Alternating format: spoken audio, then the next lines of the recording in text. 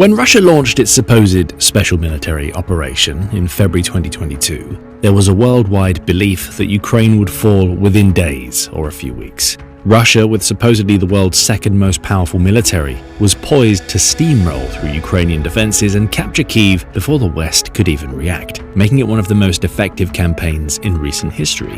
3.5 years later, the prediction looks like one of the most catastrophic intelligence failures in modern military history.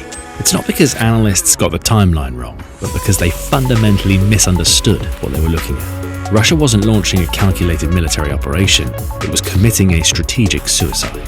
The truth is that Russia's failure to make progress in Ukraine was practically inevitable. Every single aspect of Russian President Vladimir Putin's war plan was born from imagined assumptions, starting with Ukrainian resistance and ending with the rigid Soviet-era military doctrine that proved catastrophically unsuited for modern warfare. The warning signs were there from day one for anyone willing to look past the propaganda and examine the systemic weakness that have plagued the Russian military operations for over a century. Let's dissect exactly why Russia was destined to fail from the moment that Putin gave the order to attack.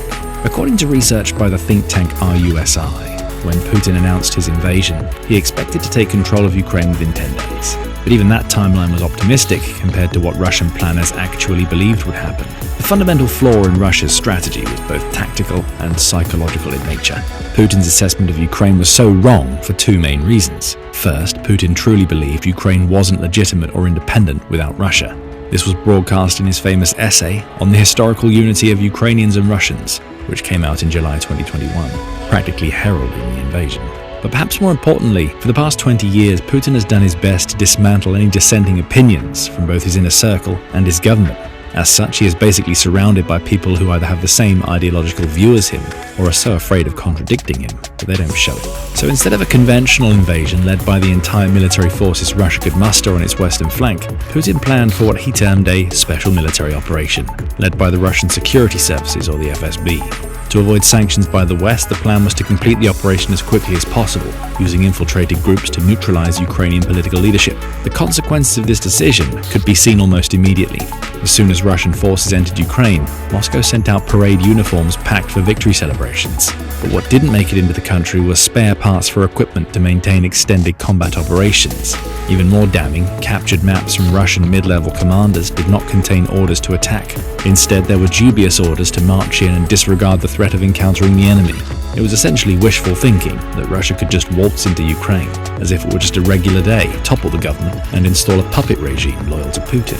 When reality eventually and inevitably hit, Russia didn't have any contingency plans. The issue with the special service making the plan and not the military is that you actually miss a lot of the key professional military interjectors needed to make a coherent military plan. The clearest example of Russia's doomed strategy could be seen at the very beginning of the invasion through the assault on Hostomel Airport, just 12 miles from Kyiv. This operation was supposed to be Russia's masterstroke and an entry into Ukraine.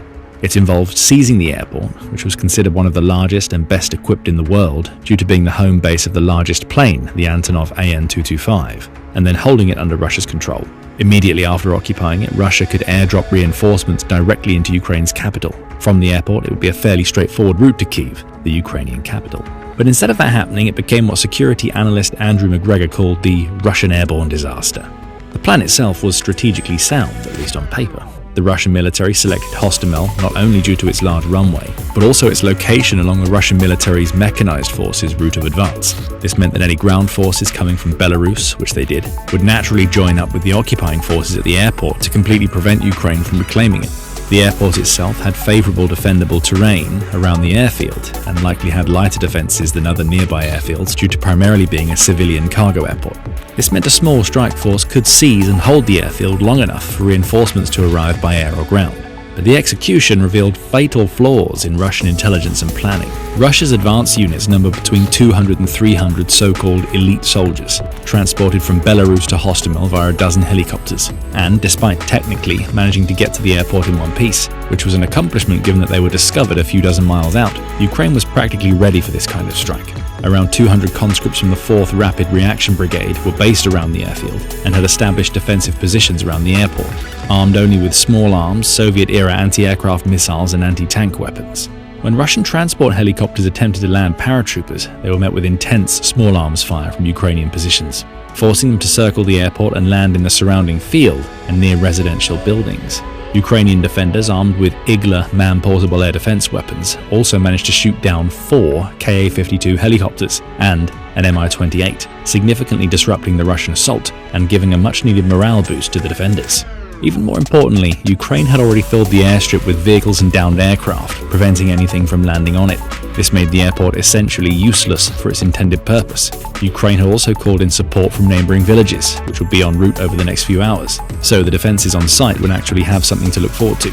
And then Russia basically abandoned its plan after discovering that it might not